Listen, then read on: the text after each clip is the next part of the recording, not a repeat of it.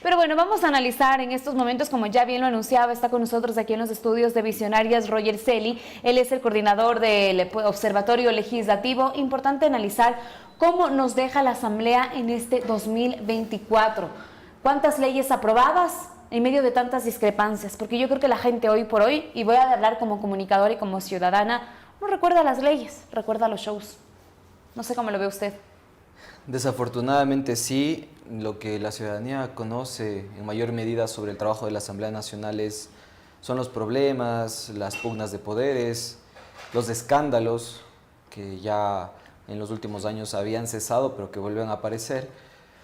Pero poco se habla de la gestión, el trabajo y el impacto que puede tener la legislatura en la calidad de vida de los ecuatorianos. Nosotros como Observatorio Legislativo tratamos de aportar a la ciudadanía para que cuente con datos y para que saque sus propias conclusiones. ¿Tenemos los datos de qué pasa en este 2024 y cuántas leyes quedan aprobadas? Por supuesto, en materia de legislación tenemos 42 leyes aprobadas, tenemos 30 del expresidente Henry Kronfle y tenemos 12 de la actual presidenta Viviana Veloz. Y ahí pues el dato cuantitativo parecería positivo. Claro. Suena bien, suenan 40 leyes. 40 leyes en un año. Claro. También sigue siendo positivo. Sigue siendo un número alto, ¿no? No obstante de ello, nosotros también nos preocupamos por lo cualitativo. Y en ese caso hay otros datos que nos llaman la atención. Por ejemplo, que la agenda parlamentaria haya avanzado en no más del 30%. Es decir, la propia agenda que se plantearon al inicio del periodo legislativo se estancó en el 30%. ¿Qué pasa con este 30%? ¿Qué hace que de alguna manera la Asamblea Nacional se disperse en el trabajo que tiene que realizar? Tal vez, pienso yo, y usted me va a dilucidar esto, pero la llegada de juicios políticos, el enfocarse más en enjuiciar a ciertos funcionarios que en la aprobación de leyes o en cumplir esta agenda que tenían de alguna manera pues prevista para este 2024. Efectivamente, son muchas causas, pero quisiera referirme estrictamente a los datos para ir analizando con esa base. En primer lugar, ¿en qué ocupa el tiempo de votaciones o las votaciones que se hacen en el Pleno de la Asamblea Nacional? De más de 400 votaciones, el 50% se debió a acuerdos y resoluciones.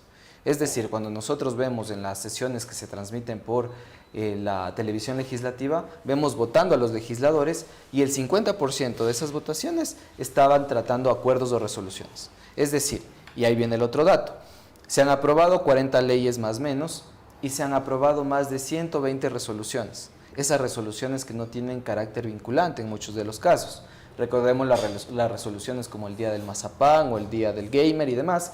Y tenemos una Asamblea Nacional que posiblemente, y conforme a los datos, enfoca su trabajo en temas que no tienen ninguna relevancia jurídica para el país. Y eso es cuestionable. Usted mencionaba también los juicios políticos y es otro dato interesante. Un número elevado, más de 20 solicitudes de juicio político. La mayoría, si no me equivoco, y usted tendrá ese dato, viene de la Revolución Ciudadana. Sí, vienen de la Revolución Ciudadana, pero más allá del origen de estas solicitudes de juicio político, usted también mencionaba que van a presentar nuevas solicitudes. De las 20, apenas 4 funcionarios han sido sancionados. Es decir, el ministro de Energía de Guillermo Lasso, Javier Santos en este caso, Javier Muñoz, Andrea Robo y Juan Zapata. El ministro del Interior. Son 4 autoridades sancionadas. ¿Qué nos hace pensar ya en lo cualitativo? Porque de 24. De 24. De más de es 20. decir, hubo pérdida de tiempo en la mayoría de ellos. En la mayoría de los casos, esos procesos no se realizaron con el debido proceso, se archivaron y demás. Todos los ecuatorianos sabemos qué hay detrás de los procesos de juicio político, pero si nosotros vemos ese resultado, estos posiblemente carecen de efectividad y simplemente pueden ser mecanismos de presión política. El juicio político debe ser utilizado para garantizar derechos humanos. Si una autoridad pública no está cumpliendo con su trabajo y está afectando derechos humanos, ahí debe iniciarse una solicitud de juicio político, pero eso no ocurre actualmente. Entonces, en conclusión, tenemos altas cifras cuantitativas, pero que en realidad podrían no tener un impacto positivo a la hora de ver la calidad de vida de los ciudadanos. Usted nombraba un poco sobre las leyes, que jurídicamente algunas de estas ni siquiera tienen incidencia o terminan siendo realmente relevantes. ¿Cómo calificamos todas estas leyes, 42 leyes aprobadas? De esas, ¿cuántas en realidad terminan siendo fructíferas? Bueno, eso es un análisis más subjetivo, depende de a quién estén destinadas las leyes. Pero realmente las que sí han causado impacto en los últimos años en los ciudadanos han sido las leyes de carácter tributario. Y son las leyes más controversiales que se tramitan en la Asamblea. Por ejemplo, la ley antipillos, que parece ser una normativa que tiene que ver con el combate al lavado de activos, pero que termina siendo una ley que busca recaudar recursos. Yo tengo aquí un dato súper importante que me gustaría también profundizarlo de cara a que estamos hablando del desenvolvimiento de la Asamblea Nacional en este 2024, y es que, si no me equivoco, el presidente de la República presenta 7 leyes en materia económica urgente a la Asamblea Nacional, de las cuales se aprueban 6. 2 en materia energética, una para fomentar las actividades turísticas, la ley que sube justamente el IVA al 15% y también precisamente la de la eliminación de los subsidios a los combustibles para que sean focalizados. De alguna manera, ¿cómo ven esta parte y esta relación entre presidente y Asamblea Nacional? Porque como usted bien lo decía, si es que hablamos de números, termina siendo positivo que de 7 leyes se hayan aprobado 6, pero esto en medio de varias disyuntivas. Varias aristas muy interesantes. En primer lugar, el 30% de las leyes aprobadas en esta asamblea correspondieron a iniciativas del presidente de la República. Apenas se han aprobado más o menos 5 leyes de iniciativas de los legisladores, que han presentado más de 400 proyectos. Es decir, la mayor cantidad de trabajo primero tiene que ver con iniciativas legislativas del presidente, iniciativas de periodos pasados y sobre todo el contenido de las leyes que nos están entregando a los ecuatorianos son leyes tributarias. Y voy a decir por qué. Se han aprobado en los últimos años más de 6 o 7 leyes en materia de seguridad. Y yo le pregunto a usted y a los ecuatorianos, ¿el país ya es menos inseguro? Era parte de la votación que la misma Asamblea Nacional dio cuando aprobó pues subir el IVA al 15%. Porque este fue, digamos, la iniciativa que tuvo el presidente de la República al decir que para pelear una guerra se necesitaba dinero y que por eso se subían los impuestos. Los jóvenes. Se han aprobado más de 5 leyes en materia de empleo juvenil. Recién en esta semana se aprobó una nueva ley que busca insertar a los jóvenes en el mercado laboral. Yo les pregunto a los jóvenes, ¿tienen empleo? Entonces, ¿cuál es la reflexión de todo eso y por qué somos tan críticos y frontales con esto? Cantidad no significa calidad. A veces los legisladores piensan que es mejor legislador el que presenta más proyectos de ley. De ninguna manera. No es mejor asamblea tampoco la que aprueba más leyes. Una mejor asamblea es aquella que aprueba leyes que son efectivas, oportunas y sobre todo que se fiscalice su debida implementación. Si es que ese círculo se completa, podemos hablar de un cambio cualitativo. De lo contrario, siempre en estos espacios estaremos hablando de números. Y los números al final del día no dan de comer a la población. Profundicemos en esta relación entre el legislativo y el ejecutivo, porque yo ya lo decía, 6 leyes termina siendo, de 7 leyes termina siendo realmente positivo, usted ya lo acotaba, muchas de estas han sido iniciativa de parte del ejecutivo, pero ¿cómo dar una lectura a la relación con la que empieza precisamente la Asamblea Nacional y el presidente de la República, en donde precisamente en un acuerdo por elegir a las autoridades de la Asamblea Nacional, todo de alguna manera tiene cierta armonía, que con el tiempo y después de la irrupción a la Embajada de México va cayendo como pieza de dominó? Hasta hoy por hoy, ver lo que nos contaba Denise. Viviana Veloz acudió a la Corte Constitucional para presentar una demanda pues, por la ley antipillos.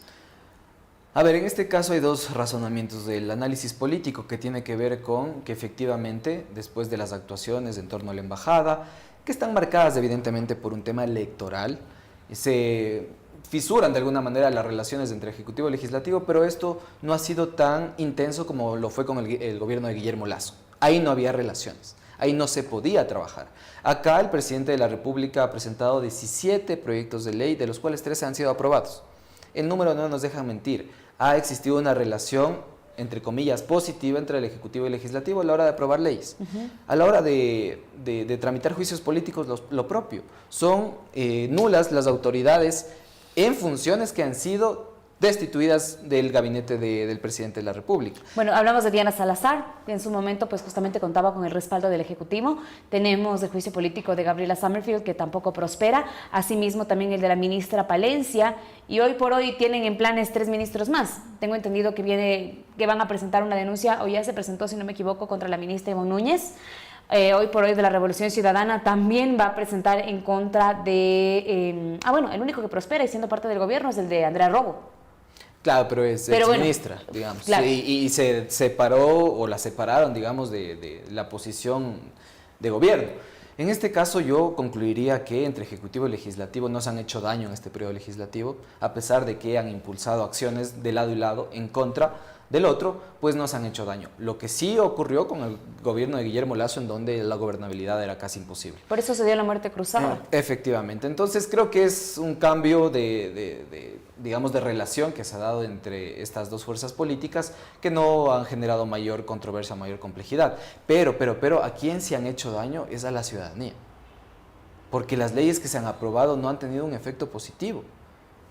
Y esa es la conclusión. Profundicemos en unas. Por ejemplo, las leyes más apagones, la 1 y la 2. Yo no sé usted, pero yo hoy por hoy sigo esperando a ver cuáles son los réditos de la 2 y ver a qué acuerdos están llegando con la empresa privada para que puedan generar su propia energía, por ejemplo. Y ahí hablamos de calidad legislativa. Desafortunadamente, los legisladores presentan un proyecto de ley. Muchos de estos proyectos de ley, yo diría que el 90% no vienen de procesos de cocreación o colegislación. Es decir, ni siquiera cuentan con el criterio previo de quiénes van a ser afectados o beneficiados de estas leyes. No Hay cuentan con ese desconocimiento criterio. entonces al momento de conformar las comisiones. No tanto al respecto de las comisiones, porque aparentemente se conforman con cuerpos asesores que están capacitados para ejecutar ese tipo de actividades, pero yo hablo del origen de los proyectos de ley. Y vamos ahí a profundizar un poco. Este país, desde que se instaló la Asamblea Nacional, se han presentado un poco más de 2.500 proyectos de ley. De estos se han aprobado el 50% y el otro 50% se ha quedado estancado. Es decir, tal vez el contenido de estos proyectos de ley no ha sido factible para ser tramitado.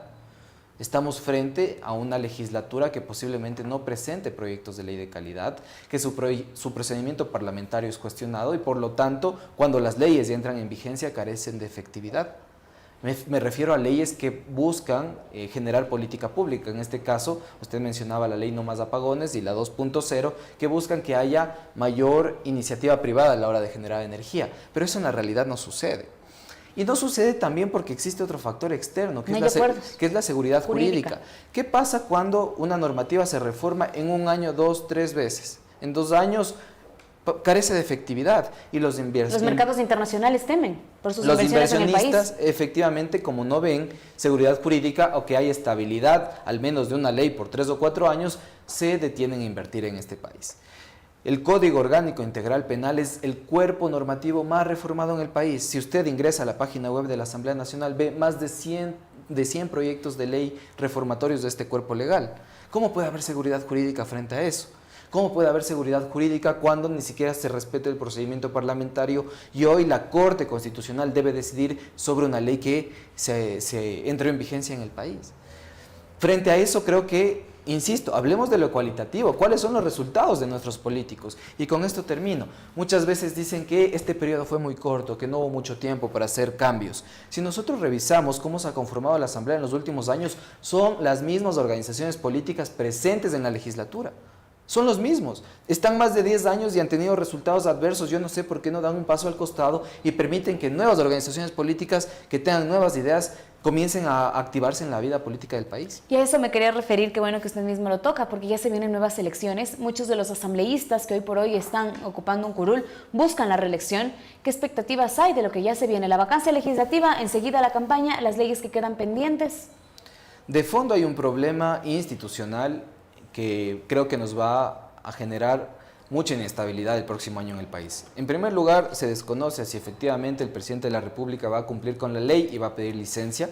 En segundo lugar, no sabemos quién va a estar, en el caso de que el presidente pida la licencia, sentado o sentada en el sillón de Carondelet, y no sabemos qué iniciativas legislativas se van a presentar en este periodo de campaña. ¿Por qué? La Asamblea Nacional cometió un grave error al no lograr asegurar que el Consejo de Administración Legislativa funcione en enero.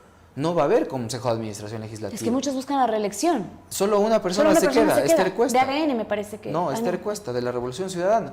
Y en este caso se eligió al vicepresidente de la Asamblea Nacional, Otto Vera, sabiendo que éste iba a buscar la reelección. ¿Qué pasa si es que quien esté ocupando el sillón de Carondelet en enero presenta un proyecto de ley urgente en materia económica? Los plazos no se detienen. ¿Qué pasa si sube, si baja el IVA? Tendremos una ley, de nuevo un decreto ley que no es conocido por la Asamblea Nacional. Sobre todo hoy por hoy también con este temor de lo que va a pasar con la vicepresidenta Verónica Abad.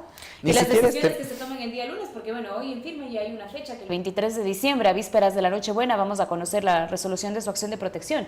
Y de eso también depende, los anuncios que ella ha dado en medio de una campaña electoral, no sé, va a poner también a la Asamblea Nacional a trabajar.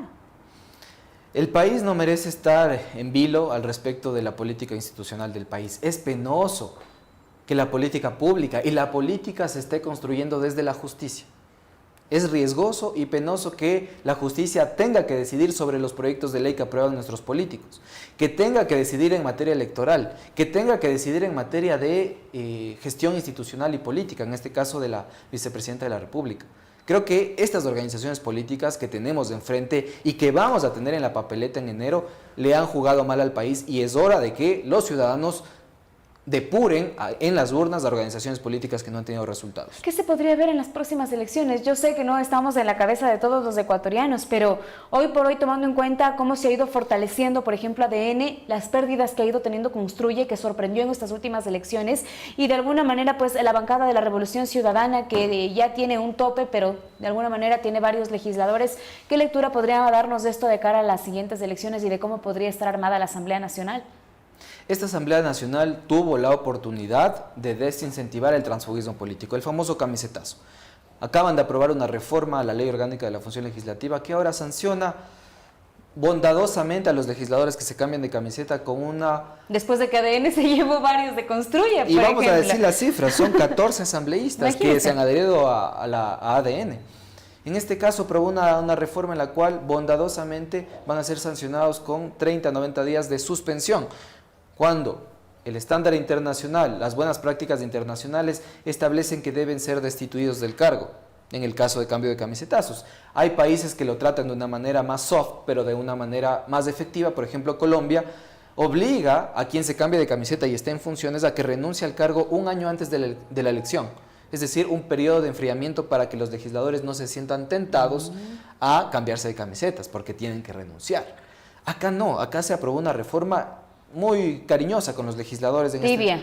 Muy tibia, esa es la palabra adecuada. Y los casos son abundantes. En este corto periodo legislativo tenemos 27 casos de transfugismo político. Solamente para ADN se van 14. Efectivamente. Y los otros 27 que se vuelven independientes, se vuelven independientes o se mueven a otras organizaciones políticas. La Revolución Ciudadana salieron 3 legisladores, ADN salieron 4, Construye 6, el PSC 3, independientes que estaban en sus organizaciones políticas se pasaron al gobierno. Incluso hay legisladores, y bueno, suelen decir, tenemos principio de objeción de conciencia. Si es que nuestras organizaciones políticas no están alineadas pues, a lo que se ha previsto desde su constitución, nos separamos. Perfecto. Pero ¿qué pasa con legisladores? En este caso son 3 legisladores que se han cambiado 3 veces de camiseta. ¿Quién es? A mí me parece que es importante también nombrar para que la gente tome en cuenta también por quién va a votarse en las próximas elecciones. Si es que están buscando la reelección, ¿cómo confiar pues en alguien que se cambia 3 veces de bancada política? Y esa es la palabra adecuada, confiar. ¿Cómo vamos a votar o dar nuestro voto de confianza? ¿Quiénes son? ¿Podemos a quienes saber? que no responden a nada, a ningún principio ideológico. En este caso, Fernanda Jiménez fue electa por Construye Gente Buena, se cambió a ADN y luego está hoy como candidata de Democracia Sí. 3 cambios. Sofía Sánchez, asambleísta de Pachacutic, electa por Construye Gente Buena y hoy candidata por el PSC. Candidata, de acuerdo a los registros electorales del CNE. Gisela Molina, candidata y asambleísta por Pachacutic, luego se cambia a Construye Gente Buena y ahora candidata por el Partido Social Cristiano. Entonces vemos que no hay ninguna consistencia ideológica y eso de los casos que más han sonado. Y, por ejemplo, en el caso de Sofía Sánchez, recordemos en su vida pasada también, como concejal o como candidata a concejal, o en las elecciones seccionales, también estuvo en otra organización política. Entonces tenemos a candidatos, a legisladores que van rondando por las organizaciones políticas para ver en cuáles va bien. ¿Eso le hace bien al país? De ninguna manera, porque no responden a ningún plan de trabajo. Exacto, es que eso quiere decir que están de acuerdo a los intereses, a lo que les conviene. ¿Qué tal si su anterior bancada no le ofreció un puesto para las próximas elecciones?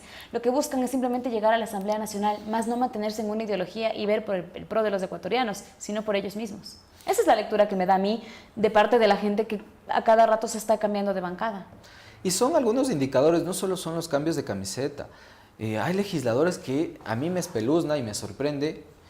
Porque, por ejemplo, tenemos el dato de ocupación de la curul que nosotros siempre trabajamos, es decir, qué tanto están votando los legisladores en el Pleno, porque ahí se concreta la representación a la hora de decidir. A mí me parece muy interesante, por ejemplo, analizar a Ferdinand Álvarez, que hoy está también en el Era de la Revolución Ciudadana, ahora se pasó a ser independiente, pero busca la reelección por ADN. ¿Sí, transfugismo político, y además tenemos que él tiene una ocupación de la curul del 68%. Es decir, en 3 de cada 10 votaciones él no está y tampoco manda a su suplente. ¿Y por qué se da eso? ¿Tal vez por no tener responsabilidades? ¿De qué clase de representación estamos hablando? Es un legislador irresponsable. Esa es la calificación que se le puede dar a un legislador que no vota en las sesiones del Pleno de la Asamblea Nacional y que falta en 3 de cada 10 votaciones del Pleno. Y tenemos legisladores que han representado, que son voceros de sus bancadas. Por ejemplo, Valentina Centeno, que tiene un 73% de ocupación de la curul. Es decir, casi también de cada 10 votaciones, 3 votaciones, esa curul está vacía. ¿Cuál es la imagen que le estamos dando al ciudadano? Que elegimos un representante para que esté sentado en esa curul y no está votando. No estamos hablando de asistencias, ojo, eso es distinto, es de ir a decir presente. Estamos hablando efectivamente de tomar decisiones en el Pleno de la Asamblea Nacional. Y eso no solo ocurre en el Pleno, ocurre en el CAL también. Nosotros, como usted conoce, Carla, iniciamos una acción de acceso a la información pública a la Asamblea para saber más de la gestión de la Asamblea y en la época comunicar. de Henry Kronfler. Por ejemplo, tenemos de 36 sesiones que se han dado en el Consejo de Administración Legislativa, Henry Kronfler faltó en 10 ocasiones a las sesiones del CAL. Él nos decía cuando nosotros publicamos estos datos que él tenía otras actividades y que también tenía sesiones del CAL, eso había manifestado, y vemos que también faltaba al Consejo de Administración Legislativa. Entonces, ¿qué clase de responsabilidad estamos reflejando a nuestros ecuatorianos, a nuestros ciudadanos? Esos son los datos, lamentablemente, hay muchísimos más datos a valorar, pero desafortunadamente podemos concluir que esta Asamblea Nacional específicamente tiene buenos números cuantitativamente, pero malos números cualitativamente. Cualitativo, es decir, afectó o benefició a los ciudadanos ecuatorianos. Hablemos un poco sobre el trabajo de las comisiones también. ¿Cómo ven ustedes? Porque a diario la gente conoce un poco más a profundidad lo que hace la Comisión de Fiscalización, precisamente por todos los juicios políticos que se han llevado por delante. Pero ¿qué pasa con las otras comisiones? Que poco se las ve, digamos, trabajando o llevando al Pleno de la Asamblea Nacional votaciones para poner en marcha pues algunas leyes. Y nos pasa lo mismo que usted. Desafortunadamente, actualmente la ciudadanía no puede conocer de manera integral cuál es el trabajo de las comisiones en la Asamblea Nacional. Es que ni siquiera a veces lo entienden porque no se sabe cómo están conformadas. Es que no hay mayor transparencia sobre el trabajo de las comisiones. Es una sugerencia que nosotros hemos hecho en todos los periodos legislativos, que se mejore la transparencia y la comunicación del trabajo de las comisiones. Porque finalmente, yo ahí sí voy a dar un aspecto positivo, el gran trabajo que hace la Asamblea Nacional se da en las comisiones. Es donde hay debate, claro, donde se propone, donde actúan sociedad civil, academia, en donde hay debate. Lo que se hace en la comisión es lo que se lleva al Pleno. De la comisión nace precisamente la ley. Y los debates son mucho más profundos. En el Pleno de la Asamblea Nacional lo que vemos son posiciones políticas. Y posiciones políticas. Que a veces son hechas por los mismos asesores, ni siquiera por ellos mismos. Y le voy a dar un dato, Carla, adicionalmente. Nosotros hicimos un ejercicio de fact-checking legislativo en los últimos años y descubrimos que más del 50% de las expresiones, alocuciones o discursos de los legisladores están basados en datos imprecisos, incorrectos o que no han sido sacados de ningún lado, es decir, que han sido inventados por los legisladores. Ojo, entonces, si es que esto ocurre en el Pleno de la Asamblea Nacional, si es que no ha mejorado la calidad del debate, de la gestión del Pleno, enfoquémonos en las comisiones para lograr transparentar ese trabajo que podría ser mucho más interesante de lo que vemos día a día. Termino con esto y le pregunto desde su criterio y su análisis político, ¿cómo ve hoy por hoy también la situación de la próxima Asamblea Nacional de cara a quienes estarían buscando la reelección? Y me refiero a esto porque ya existen incluso hasta conversaciones y existe cabildeo de lo que he podido conversar un poco tras cámaras para escoger hasta la misma presidenta de la Asamblea Nacional, y me refiero ya a presidenta. Usted sabe a quién yo me refiero, no puedo hacer campaña, pero ya está casi que sobre la mesa, casi que está decidida las cosas en la Asamblea Nacional. Desafortunadamente, nuestro sistema electoral actualmente no permite que haya mayor calidad en la papeleta que nosotros recibimos como ecuatorianos. Los partidos políticos no están obligados a filtrar, por ejemplo, a candidatos que han incurrido en transfugismo político, a quienes no han tenido una buena representación en la legislatura, no están obligados a ese filtro. Los ciudadanos finalmente vamos a tener que elegir lo que nos impongan. Es una imposición actualmente de las organizaciones políticas, porque ni siquiera las primarias funcionan adecuadamente. Y los ciudadanos vamos a tener que votar en plancha, es decir, por la organización política. Y nuestro diseño electoral da para que repita la revolución ciudadana, para que ADN esté presente, para que el Partido Social Cristiano también esté presente y para que se atomicen alrededor de 50 o 60 curules en movimientos locales pequeños. Y lo de Construye también valdría la pena analizar, tomando en cuenta que pues una de las más fuertes, como es Ana Galarza, queda fuera incluso también de las elecciones. Y son personas, pero hablemos de organizaciones políticas. Finalmente, estas, al no responder a una organización, un cuerpo ideológico más amplio, terminan siendo satélites de las organizaciones políticas más grandes.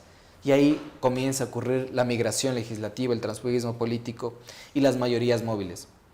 Muchas de las leyes que se aprueban en este país ni siquiera tienen consistencia ideológica con lo que han propuesto las organizaciones políticas en sus planes de trabajo. Y como usted dice, he mostrado que las cosas tal vez ya están determinadas a que suceda en el 2025. Pero, digamos, las negociaciones en política todo puede pasar. Yo todavía no me adelantaría tanto, creo que es demasiado adelantarse a pensar en las futuras autoridades de la Asamblea Nacional, pero evidentemente son negociaciones que legítimamente se dan.